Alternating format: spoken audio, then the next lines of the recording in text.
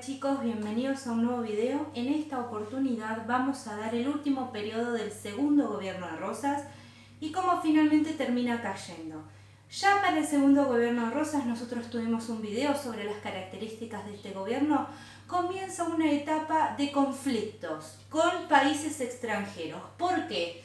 Para 1838 se produce la ley de aduanas en donde sigue beneficiando a Buenos Aires. Esta ley de aduanas trajo muchos conflictos. El principal conflicto que trajo fue con el país extranjero de Francia, debido a que Francia buscaba un tratado preferencial, ¿no? Cláusulas preferenciales para comerciar con Argentina. Como Rosas se lo denegó, no le quiso dar esas cláusulas especiales, Francia decide hacer un bloqueo en el puerto de Buenos Aires poniendo sus barcos para que no puedan ingresar y salir productos de este puerto.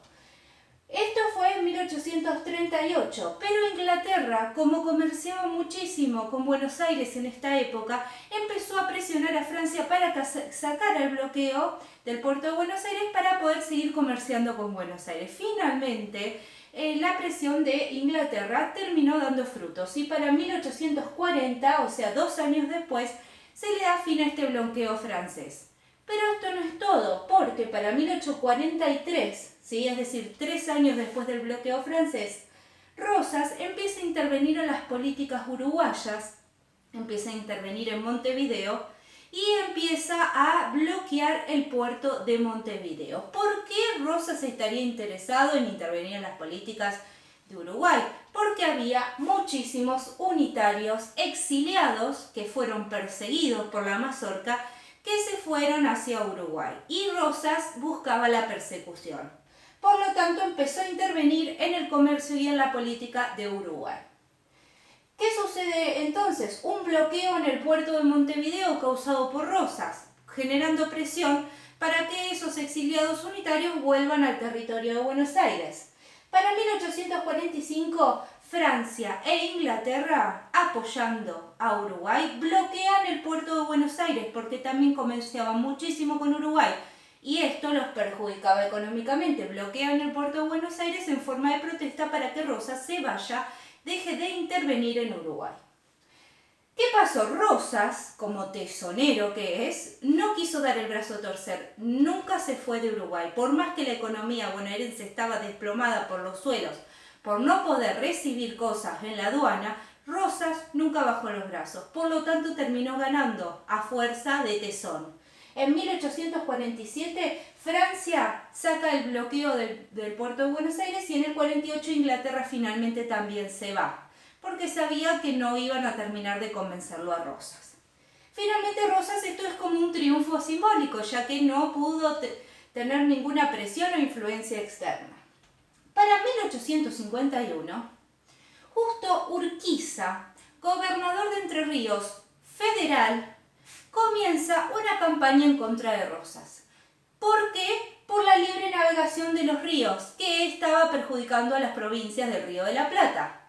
Empezó a hacer una campaña en contra de Rosas, ¿sí? Llamando a todos esos federales disidentes que no estaban muy de acuerdo con Rosas y además a los unitarios exiliados en el exterior. Por lo tanto, tuvo el apoyo no solo de las provincias, algunas como Corrientes, por ejemplo, ¿se acuerdan que hablamos de Pedro Ferrer?, sino también de Uruguay y de Brasil, tuvo apoyo para sacar a Rosas del poder.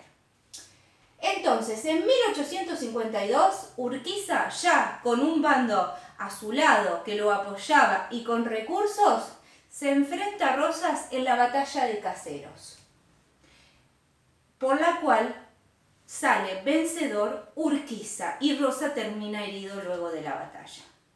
Con este triunfo por parte de Urquiza, nombra a Vicente López y Planes como gobernador provisorio de la provincia de Buenos Aires, mientras Urquiza estaba organizando un congreso federal del Pacto Federal, a donde se convoque en ese mismo año, 1852, para poder sancionar una constitución federal.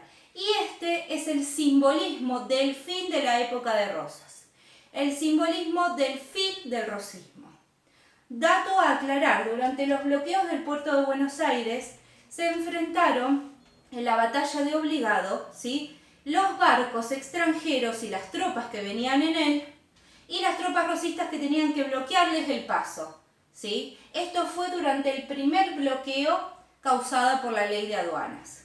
Después, otro conflicto dentro del territorio, más allá de la batalla de Vuelta de Obligado, no hubo con respecto a los otros bloqueos de los otros años.